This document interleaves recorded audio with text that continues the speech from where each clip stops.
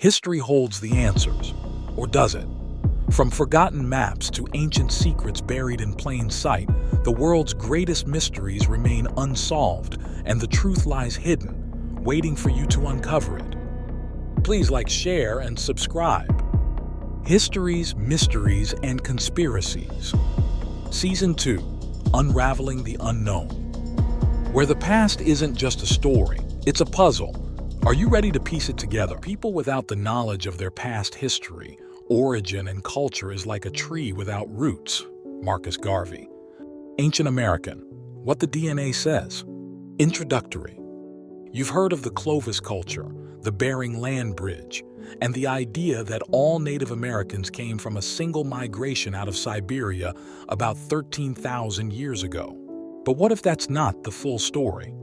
What if ancient DNA tells us that someone else, a mysterious, unknown people, was already here long before the textbooks say they could have been? Let's talk about population Y, the Polynesian connection, and the idea that ancient explorers may have crossed the world's largest ocean long before Columbus, long before Vikings, maybe even before the Ice Age melted away. In 2015, a team of geneticists studying indigenous DNA from the Amazon made a discovery that shook the foundations of archaeology. They found a strand, a genetic fingerprint, that didn't belong to any known Native American lineage. It didn't match the Siberian DNA expected from the Bering Land Bridge migrations. Instead, it looked Pacific, a small but clear connection to the people of Australo-Melanesia, modern-day Papua New Guinea, the Solomon Islands, and even Aboriginal Australia.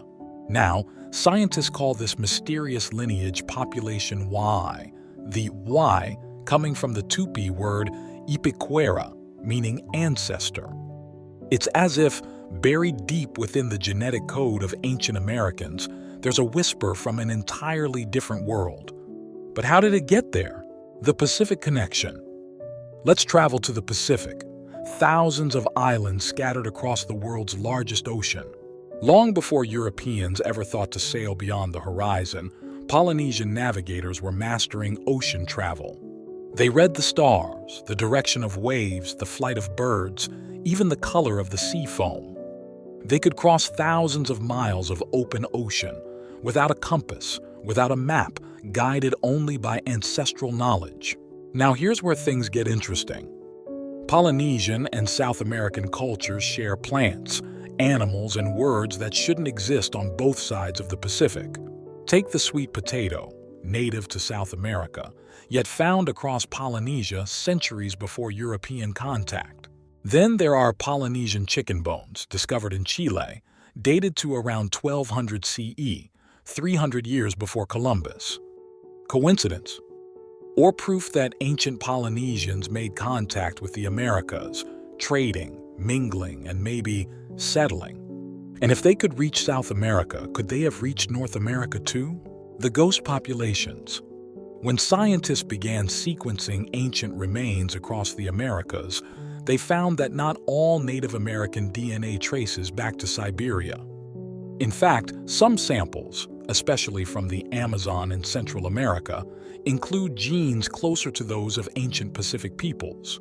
Anthropologists now speak of ghost populations, ancestral groups that we can detect through genetics, but who've left no clear archaeological trail. Population Y is one of those ghosts, and its genetic shadow suggests a people that arrived before or alongside the first Siberian migrations, possibly 20,000 to 30,000 years ago. That's before the Clovis, before the ice melted, before the land bridge even opened. Some researchers think they might have followed a southern coastal route, island hopping across the Pacific Rim, from Indonesia to Melanesia, then across the Pacific currents to the Americas.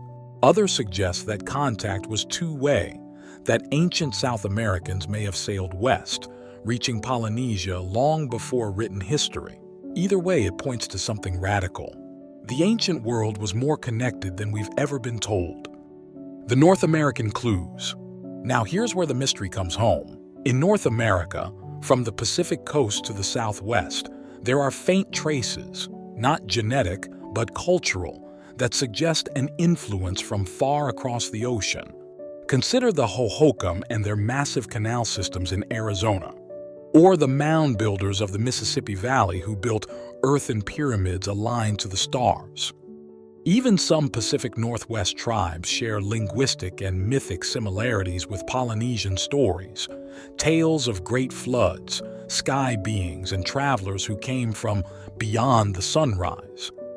Could it be that remnants of those ancient seafarers, population Y, survived, intermarried, and became part of these civilizations? No one can say for sure. But as more ancient DNA is sequenced, more anomalies keep appearing. Traces of people that don't fit the neat model of Siberia to Alaska to America. Someone else was here. The science. Now, to be clear, mainstream science doesn't claim Polynesians colonized the Americas. But even mainstream archaeologists admit something doesn't add up. The presence of population Y is undeniable. And while its origins are debated, whether through ancient Pacific voyagers or an even earlier migration wave, the evidence challenges the simple story of one path, one people. We may be looking at a forgotten chapter in human history, one that rewrites where we came from and who reached the New World first. It's not aliens. It's us, a version of us the world has chosen to forget. Conclusion.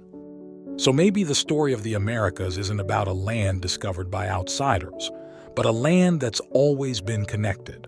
A meeting place for the daring, the lost, and the seekers of new worlds. If Polynesian navigators could cross the Pacific, if ancient Melanesian DNA reached the heart of the Amazon, then the question isn't if ancient contact happened. It's how many times it did. Were the first Americans really the first? Or are we all carrying the blood of a civilization the world forgot?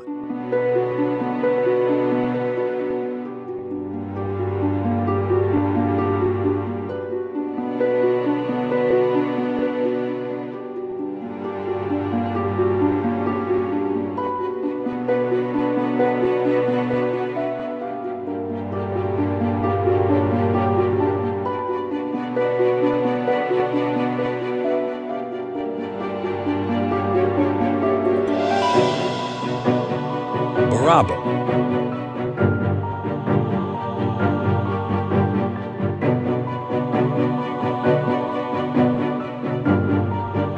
Select an option for more.